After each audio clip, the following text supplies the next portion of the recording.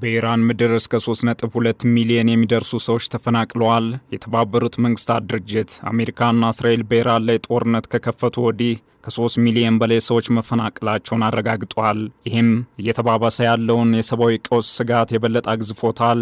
የኢራን አዲሱ ሃይማኖታዊ መሪ አያቶላህ ሙስጠፋ ኻሜኒ የቀረበላቸውን የሰላም ድርድር ጥያቄ በይፋ ውድቅ አድርገዋል። በሌላ በኩል እስራኤል የኢራን ጠቅላይ ብሔራዊ የደህንነት ምክር ቤት ኃላፊና የአገሪቱን ከፍተኛ የስለላ ባለስልጣን አሊ ላሪጃኒን ገድላለች። ይህንና ተያያዥ ጉዳዮችን በዓለም አቀፍ ትንታኔ ዘገባችን እንመለከተዋለን። አበረ ስሜነ ነኝ።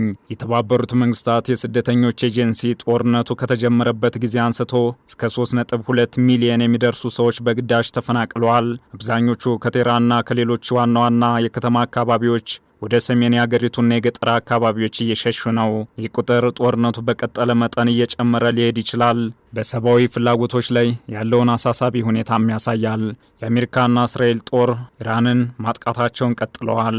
እስከ ዛሬ ድረስ በመላው አገሪቱ በአሜሪካና እስራኤል በተፈጸሙ ጥቃቶች ከ1300 በላይ ሰዎች ተገድለዋል። አሜሪካና እስራኤል የኢራን መሪዎችን እንዲሁም ወታደራዊና የኒውክሌር መሰረተ ልማቶችን ኢላማ እያደረጉ መሆኑን ቢናገሩም ኢራን እንደ ትምህርት ቤትና ሆስፒታሎች ያሉ በሺዎች የሚቆጠሩ የሲቪል ቦታዎችን ጥቃት እንደደረሰባቸው ትገልጻለች። የኢራን ምክትል የጤና ሚኒስትር አሊ ጃፍሪያን የሕክምና ቡድኖች በቅርብ ቀናት ውስጥ በከተማው አካባቢዎች የሚደረጉ ጥቃቶች እየተባባሱ በመምጣታቸው እየጨመረ ለመጣው የሕክምና አገልግሎት ምላሽ እየሰጡ ነው።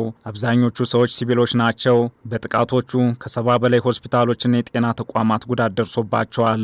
ጥቃቶቹ ሲቀጥሉ በዋና ከተማዋ ቴህራንና በሌሎች የኢራን ከተሞች በርካታ ክፍሎች ፍንዳታዎች ተሰምተዋል። በቴህራን ምስራቃዊ ክፍል በተፈጸሙ ጥቃቶች በርካታ ግዙፍ አፓርታማ ህንፃዎች በከፍተኛ ሁኔታ ወድመዋል። የነፍስ አድን ሰራተኞች ፍርስራሹን መቆፈር ላይ ተጠምደዋል። ከፍርስራሹ ውስጥ አስከሬኖች እየተገኙ ነው። ከ17000 በላይ የመኖሪያ ቤቶችን ጨምሮ ከ2000 በላይ የሲቪል ህንፃዎች ጉዳት ደርሶባቸዋል። ጉዳቱ በበርካታ ከተሞች ውስጥ ያሉ ሆስፒታሎችን፣ ትምህርት ቤቶችንና መሰረተ ልማቶችን ያጠቃልላል። በቴህራንም ከባድ ጉዳት ደርሶባቸዋል።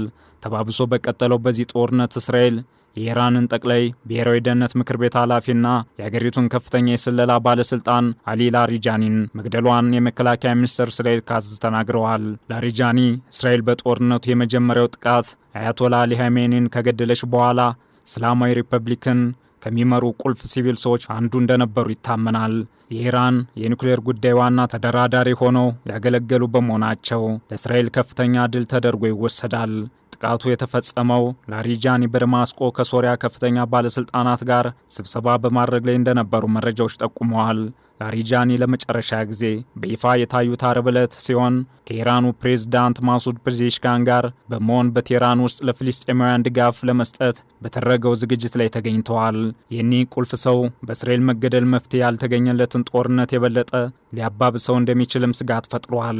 በተመሳሳይ እስራኤል የኢራን እስላማዊ አብዮታዊ ጥበቃ የባሲጅ ጦር አዛዥ ላምሬዛ ሱሌማንን እንደገደለች አስታውቃለች። አዛዡ ሰኞ ምሽት በተፈጸመ የእስራኤል ጦር ጥቃት እንደተገደለም ተነግሯል። የሱሌማን ግድያ በኢራን የትዕዛዝና የቁጥጥር መዋቅሮች ላይ ከፍተኛ ኪሳራም ያደርሳል። የእስራኤል የመከላከያ ሚኒስትር እስራኤል ካትዝ እስራኤል የኢራንን ከፍተኛ የደህንነት ኃላፊ ላሪጃኒንና የባሲጅ ጦር አዛዥ ሱሌማንን እንደገደለች ከገለጹ በኋላ የአገዛዙ መሪዎች እየተገደሉና አቅማቸው እየተዳከመ መሆኑን ተናግረዋል።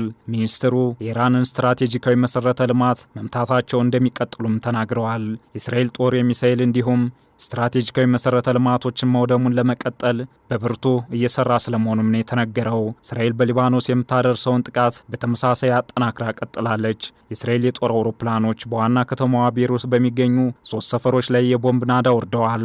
በጥቃቱ አንድ ኢትዮጵያዊ ሴት እንደቆሰለችም የህዝብ ጤና ጥበቃ ሚኒስቴር አረጋግጧል። እስራኤል ጥቃቶችን የፈጸመችው ሂዝቦላን ኢላማ ለማድረግ እንደሆነም አስታውቃለች። በሀገሪቱ ጦርነት ከተጀመረበት 2 ሳምንታት ወዲህ ብቻ ከ1 ሚሊዮን በላይ ሰዎች ተፈናቅለዋል። ቢያንስ 886 ሰዎች ተገድለዋል። ከነዚህም ውስጥ 67 ሴቶችና 111 ህጻናት ይገኙበታል። የሊባኖስ የጤና ጥበቃ ሚኒስቴር ሌሎች 2141 ሰዎች ደግሞ መቁሰላቸውን ገልጸዋል። በአንጻሩ ኢራን በመካከለኛው ምስራቅ ውስጥ ባሉ ሀገሮች ላይ በሚገኙ የአሜሪካ ጦር ሰፈሮች ላይና ሌሎች ቦታዎች የሚሳኤልና ድሮኖች ማዕበል በመክፈት ለአሜሪካና እስራኤል ጥቃት ምላሽ እየሰጠች ነው። ይህን ምላሿን አጠናክራም ቀጥላለች። ከባህረ ሰላጤው ሀገራት መካከል ሳውዲ አረቢያ በኢራን ከባድ ጥቃትን እያስተናገደች ነው። ይህን ተከትሎ ሳውዲ አረቢያ አሜሪካ በኢራን ላይ ያላትን ወታደራዊ ጫና እንድታጠናክር በይፋ ጠይቃለች። በአሁኑ ወቅት ሳውዲ አረቢያና እስራኤል የአሜሪካው ፕሬዝዳንት ዶናልድ ትራምፕ በኢራን ላይ ቆራጥ እርምጃ እንዲወስዱ ከፍተኛ ዲፕሎማሲያዊ ግፊት እያደረጉም ይገኛል። እንዲሁም 20 በመቶ የሚሆነው የዓለም የነዳጅ ማስተላለፊያዎችን የሚሸፍነው ወሳኝ የባህር ሰላጤው መተላለፊያ የሆርሙዝ ወሽመጥ ተዘግቷል። በዚህም ምክንያት በዓለም አቀፉ የኃይል አቅርቦት ላይ ከፍተኛ ስጋት ከተደቀነ ሰነባብቷል። ኢራን ለሆርሙዝ ውጥረት አሜሪካና እስራኤልን ተጠያቂ አድርጋለች። ለወታደራዊ ጥቃታቸውም ዓለም አቀፉ ግዘት እንዲደረግ ጥሪ አቅርባለች። በሆርሙዝ ወሽመጥ ውስጥ ያለው ሁኔታ በተናጠል ሊታሰብ የማይችል እንደሆነም ወቁት ብላለች። የመርከብ መስተጓጎል የተፈጠረው በአሜሪካና እስራኤል የተከፈተው ጦርነት ውጤት ስለመሆኑም ነው የገለጸችው። በዚህ ጉዳይ የኢራን የውጭ ጉዳይ ሚኒስትር አባስ አራግቺ ከተባበሩት መንግስታት ዋና ጸሐፊ አንቶኒዮ ጉተሬስ ጋር በስልክ ተነጋግረዋል። በተደረገው የስልክ ጥሪ ሚኒስትሩ ስለ ሰላምና ደህንነት የሚጨነቅ እያንዳንዱ ሀገር ወይም ዓለም አቀፍ ተቋም የአሜሪካና የእስራኤልን ወንጀሎች ማውገዝ አለበት ብለዋል። ይህም ብቻ ሳይሆን በኢራን ላይ የሚፈጸመውን ወታደራዊ ጥቃት እንዲቆም መጠየቅ እንዳለባቸው አሳስበዋል። የኢራኑ ፕሬዝዳንት ማሱድ ፔዜሽኪያን በበኩላቸው በዚህ ወር መጀመሪያ ላይ በስሪላንካ የባህር ዳርቻ ላይ በአሜሪካ የተገደሉ 84 መርከበኞች የቀብር ስነ ስርዓት ላይ ነዋሪዎች በቴህራን አደባባይ እንዲገኙ ጥሪ አቅርበዋል። እርምጃው የኢራን ጠላቶች በእነዚህ ሰማዕታት ስም በሺዎች የሚቆጠሩ ሌሎች ደፋር ሰዎች እንደሚነሱ ለማረጋገጥ ያለመ ነው። የኢራን ባለስልጣናት የመርከበኞቹ የሬሳ ሳጥን በቴህራን ዙሪያ በ34 አደባባዮች እንደሚቀመጥም አስታውቀዋል። አሁንም በመካከለኛው ምስራቅ ያለው ቀውስ እጅግ አስፈሪ ሆኖ ቀጥሏል። አንዳንድ ሀገራት ይህ ጦርነት እንዲቆም ጥሪ ማቅረባቸውን ቀጥለዋል። ነገር ግን ለጥሪው እስካሁን ጆሮ የሰጠው የለም። የኢራን አዲሱ ሃይማኖታዊ መሪ አያቶላህ ሞጅተባ ኻሜኒ የቀረበላቸውን የሰላም ድርድር ጥያቄ በይፋ ውድቅ አድርገዋል። ከአሁን ቀደም ኢራን 3 ወሳኝ ቅድመ ሁኔታዎችን አስቀምጣለች። ቅድመ ሁኔታዎቹ ጥቃቱን ማቆም፣ አስተማማኝ ዓለም አቀፍ የደህንነት ዋስትና እና ለደረሰው ኪሳራ የካሳ ክፍያ የሚጠይቁ ናቸው። ያለ እነዚህ ቅድመ ሁኔታዎች ጦርነቱን ማቆም መታሰብ እንደሌለበት ባለስልጣናት ገልጸዋል። ይህ በሆነበት ሁኔታ እስራኤል ቁልፍ የኢራን ከፍተኛ ባለስልጣናትን ማደኗን ቀጥላለች። ኢራን ደግሞ አስቀድሞ ለተገደሉ መሪዎቿ የበቀል ጽዋው እንዳልተወራረደ በምታምንበት ሁኔታ የአዳዲስ መሪዎች መገደል ጦርነቱን ወደ አደገኛ ምዕራፍ የሚያሸጋግር ነው። ዓለም በዚህ ጊዜ በደህንነትም ሆነ በኃይል አቅርቦት በኩል ከፍተኛ ፈተና ተደቅኖበታል። እናም ዓለም ሰላም በእጅጉን ትሻለች። ዓለም አቀፍ ትንታኔ ዘገባውን ስናዘጋጅ ዘ ፋይናንሻል ታይምስ፣ ኤፒ ኒውስ እና ቢቢሲን በዋቢነት ተጠቅመናል።